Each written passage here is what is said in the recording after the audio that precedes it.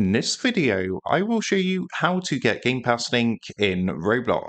This should be a quick and easy tutorial to follow, but before we do continue, please consider leaving a like on the video and also subscribing to the channel. I really do appreciate it. To get started, what you're going to want to do is come across to roblox.com and log into your account. Then what you need to do is come up to create at the top, give that a click to be taken to your creator hub.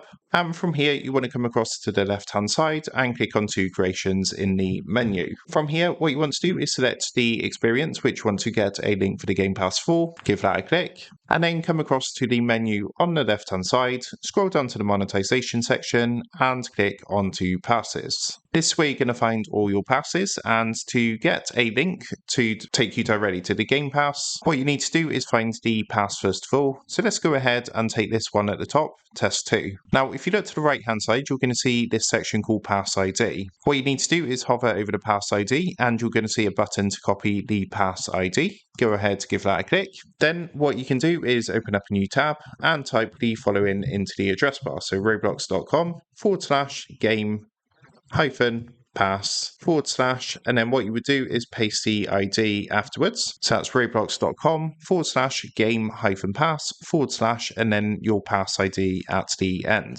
Go ahead and hit enter, and as you can see, that's going to take us directly to the Game Pass. And what we can then do is just simply go ahead and copy this web address at the top, and that's going to be our direct link to the Game Pass. So that is how to get Game Pass link in Roblox. With that being said, I hope this quick tutorial did help you out today, and if this did help you out, I would really appreciate it if you was to consider dropping down below the video, leaving a like, and also subscribing to the channel. With that being said, I just want to take a minute to thank you guys for watching this quick tutorial, and I will see you in the next video.